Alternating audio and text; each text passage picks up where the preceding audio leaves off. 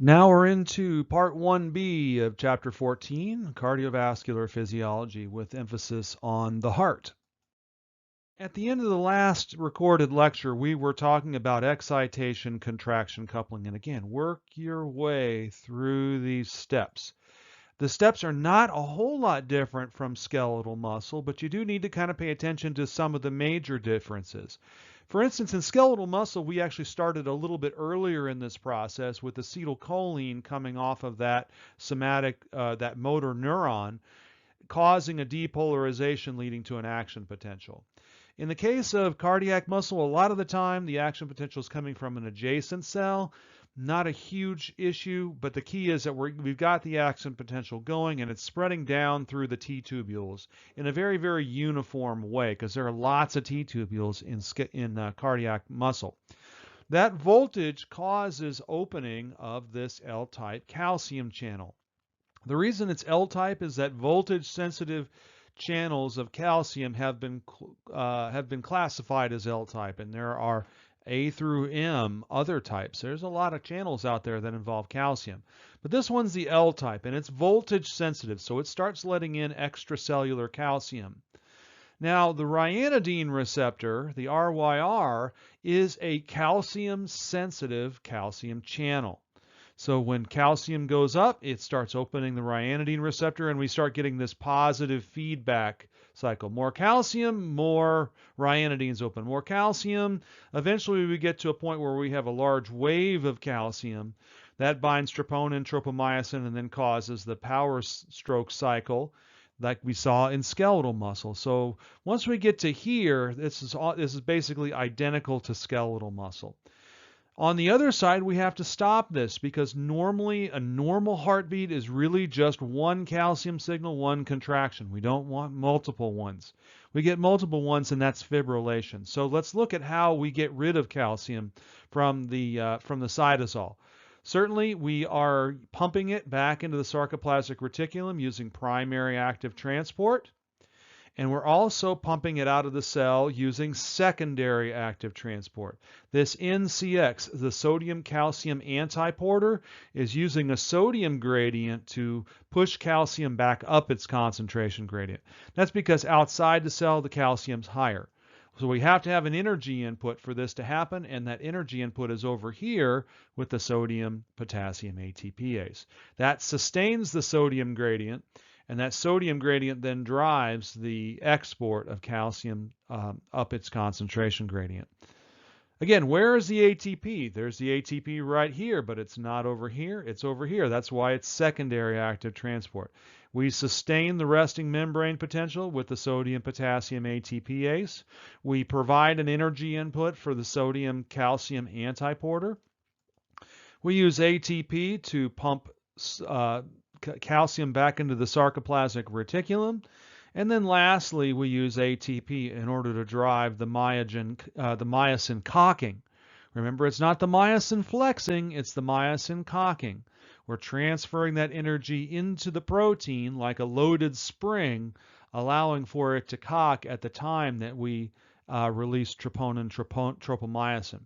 So we're not using ATP to flex the myosin. Think flexing is bringing your wrist closer to the center of your body. We're using it to cock. We're pushing your wrist away from your body in that myosin head. Cardiac muscle fiber contraction can be graded. Now I'm going to try to say this really, really carefully. So let me explain. Skeletal muscle, the large muscle, can vary in strength of contraction two ways.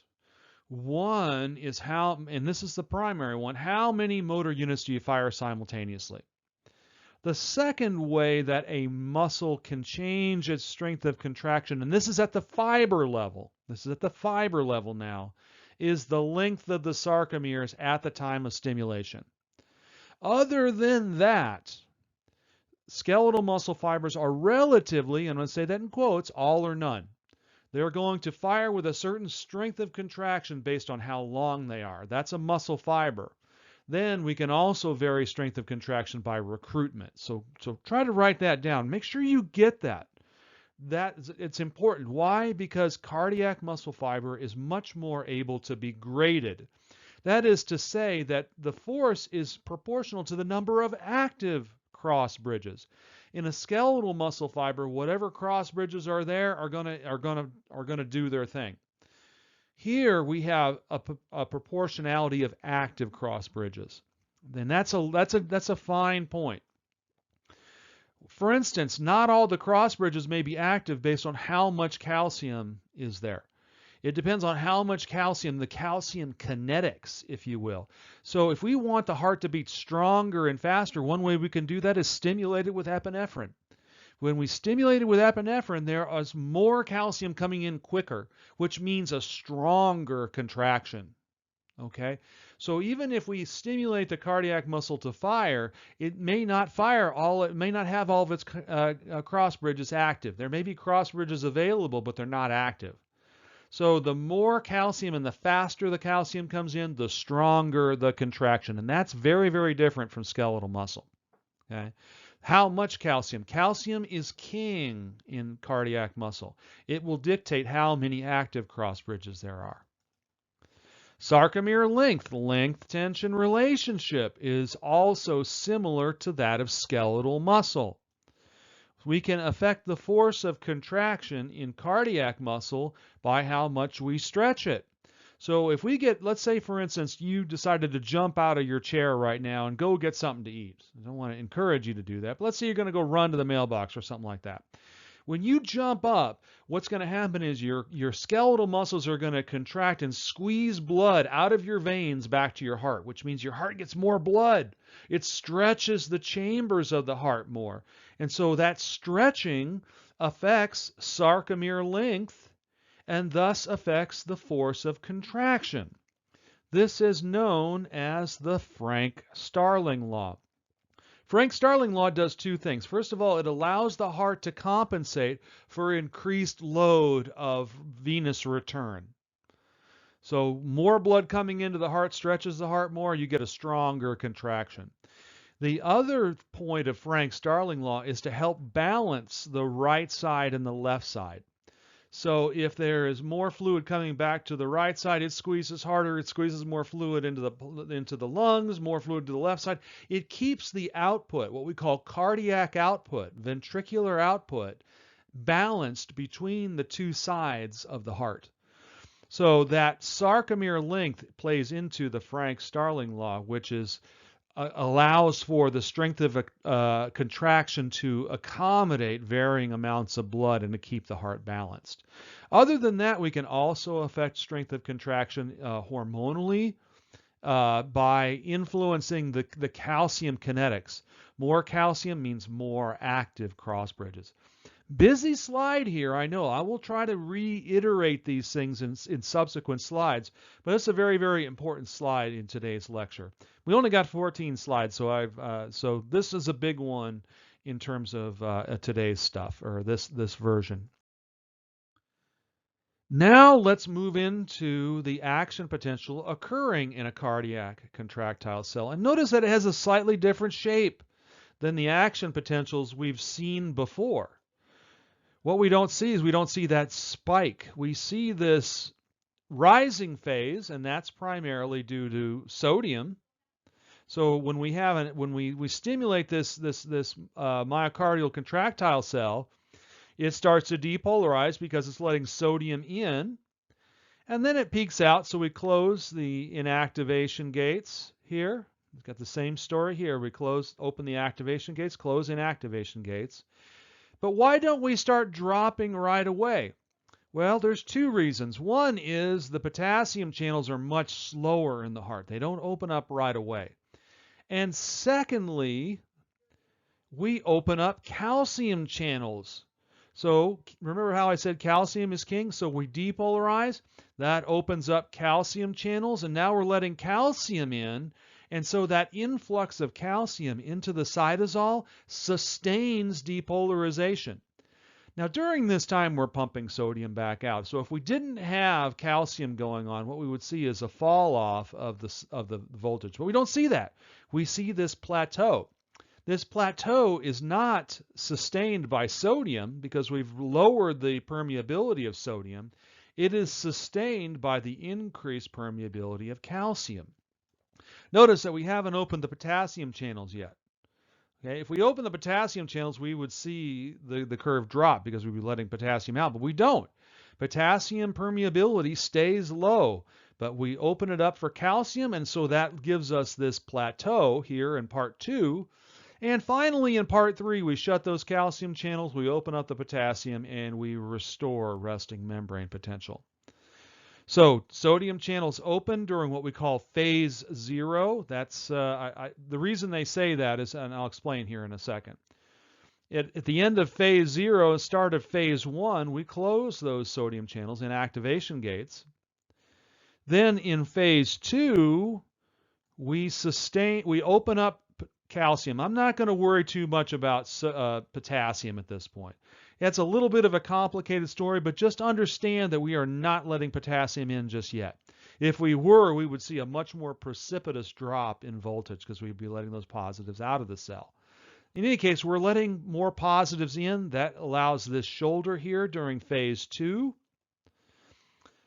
In phase 3, we close those calcium channels, and now we have potassium. We are lowering the voltage, and those potassium channels finally open, and we restore resting potential.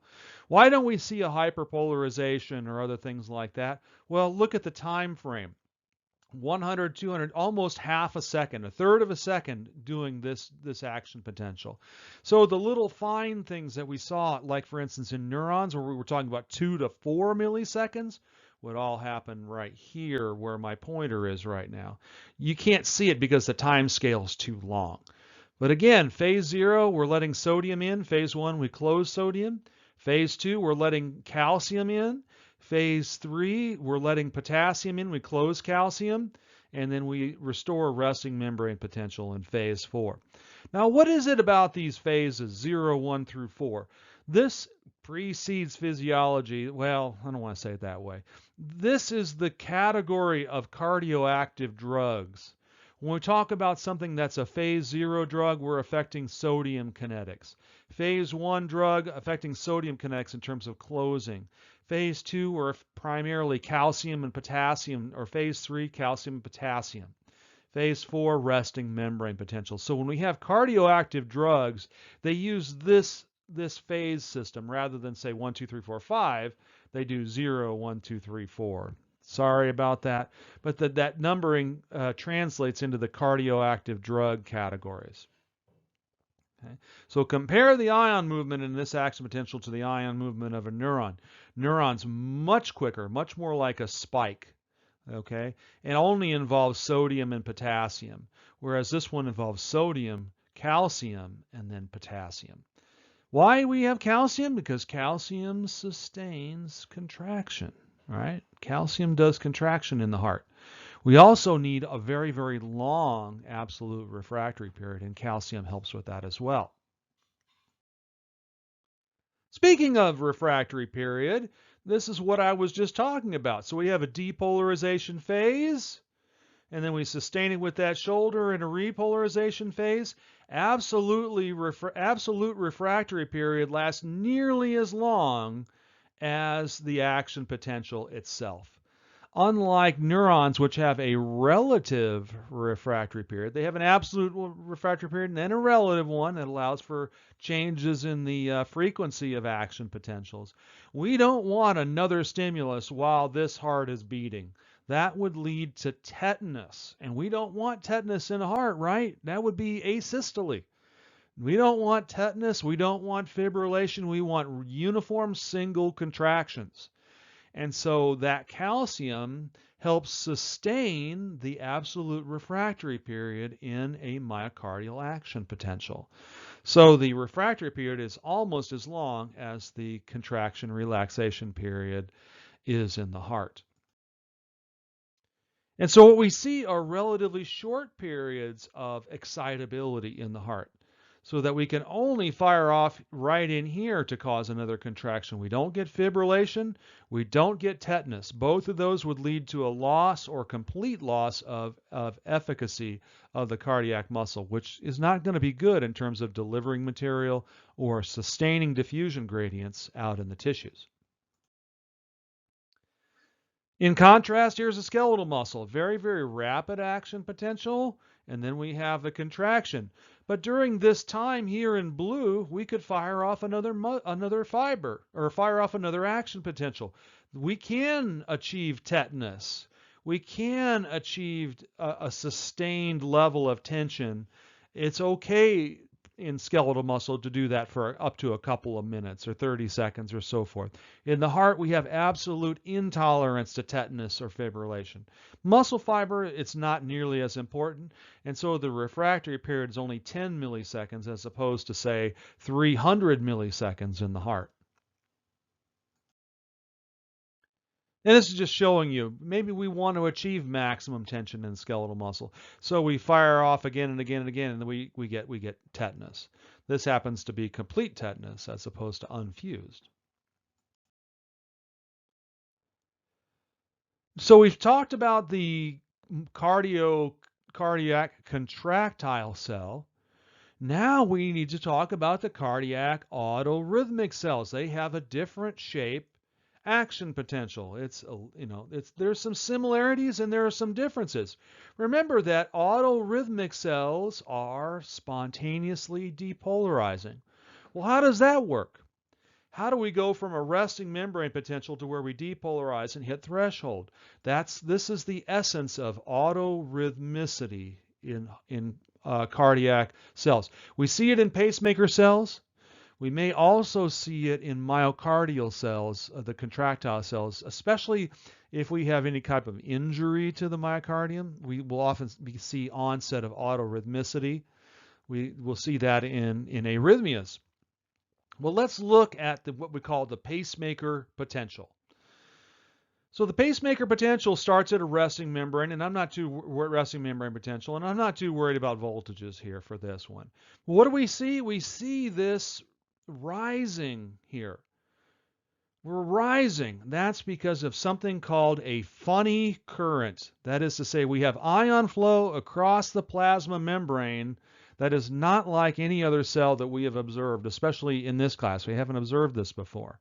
This is called I sub F, or funny current. So the membrane is spontaneously depolarizing, and then it hits threshold, just like in a neuron or a muscle fiber, and we get a rapid rise in voltage. Then we get a rapid decline, and we reset everything, and then we start again. That's the essence, that's the shape of an autorhythmic action potential. A depolarization, boom, rapid depolarization, rapid repolarization, reset, and we just do it all over again. So what's going on here? I'm going to try to simplify this as much as possible. You see this guy right here? Put this guy right up somewhere around threshold. So just draw a little arrow towards that dotted line. Okay? I'm not too worried about calcium in before we hit threshold. Let's just keep it simple. What's going on during that funny current is that we're letting more sodium in than we're pumping out. We have the sodium-potassium ATPase out there. It's pumping away. It's pumping away in almost all of our living cells. But we're letting more sodium in faster than that ATPase can pump it out, and that's why we're depolarizing. We hit that threshold and we see a lot of calcium channels open up. We see calcium flowing in, depolarizing the cell. The calcium channels close. The potassium channels open, and we let the potassium out, we repolarize, and then we reset again.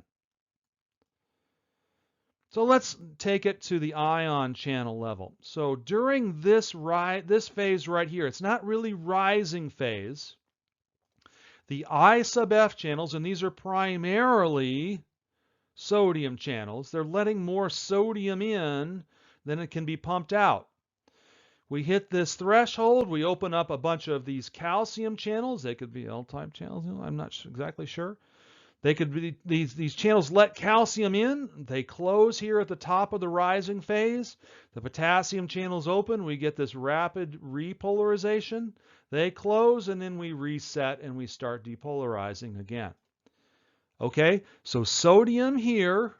All right, you can cross this guy out right here. I'm not worried about this funny, that's, whatever.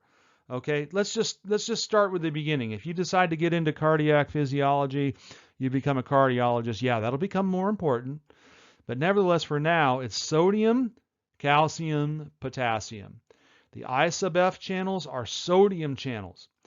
Now, what makes I sub F channels interesting is that they are also subject to hormonal influence. And this is how we can regulate heart rate based on hormonal control. This is one of the major ways that we regulate the rapidity of the heart rate even without neural function. Somebody can receive a heart transplant and their heart will speed up and slow down. This is one of the ways that that happens.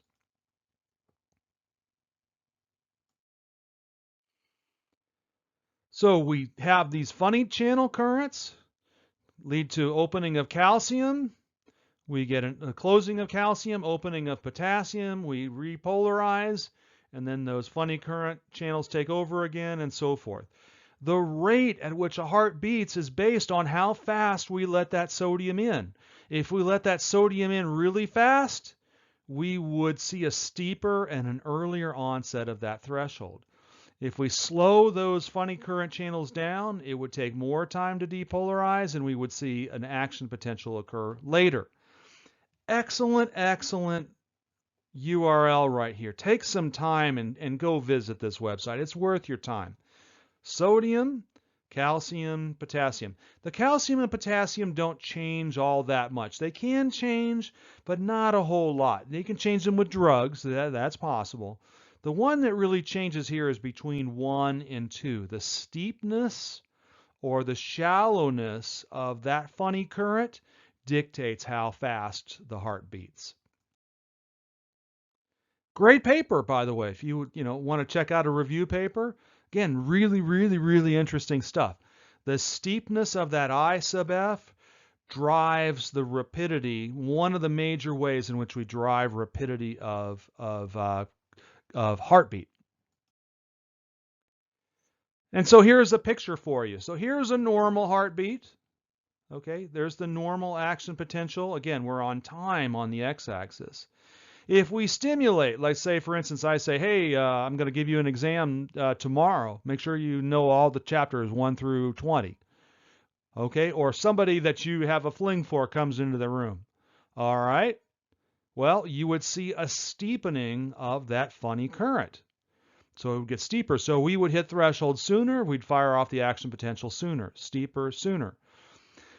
Most of the time, we're under what's called a parasympathetic or a vagal influence on heart rate. This normal dotted heart rate is somewhere around 65 or 70 beats per minute. But most of our heart rates aren't that fast. Most of our heart rates are more on the line of 60 to 65. If you're in good shape, it might be below 60. That's because parasympathetic stimulation is slowing the kinetics of those funny currents and causing the heartbeat to beat slower. Here's just another figure showing this. Here's your standard one. Okay, a normal slope, normal, that sort of a thing. We add some sort of a sympathetic stimulus, we see a steeper, and notice that we actually get 2 beats well before we get 2 beats in the control. If we have the parasympathetic stimulation, we get 1 beat in the time that it took for 2 or even 3 in the case of sympathetic. So we can control heart rate by controlling the I sub F channels directly through hormone influence. We change the I sub F channels, we change the slope of that funny current. We change the rate at which sodium comes into the cell. It's not the only way we can affect rate. We can hyperpolarize and we can depolarize the myocardium. That is possible, and that's often what happens when we have sympathetic stimulation. We get epinephrine affecting the funny current, and we get norepinephrine and some other things affecting the polarization. What we do is we depolarize the myocardium a little bit, and that can also lead to increased heart rate. But for testing purposes, the big gun in this is the funny current slope. Okay, so this chart right here does show you the difference between skeletal muscle, contractile myocardium, and autorhythmic myocardium. Again, I'm not worried about membrane potential all that much here. So you can cross this stuff out. Not worried about that. Where we're going to live is in some of this this area here. And again, I wouldn't start here. I would use this to dial in your responses, to add layers of detail rather than starting here.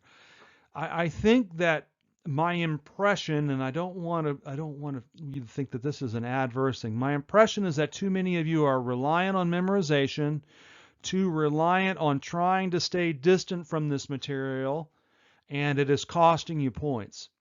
So hopefully I can convince you by coming to the online interactive sessions during the day from 2 to 3:30. You guys have time. I know you do. Okay. Or coming from 7 to 9 on Mondays, or by appointment. So come talk to me. If you want me to meet with you another time online, I will make time for you, because I got time too. Okay? I got time too, and so do you. Let's make this work. Okay? Let's make this work. Thanks for your time today. I really appreciate it, and I will speak to you again in the future.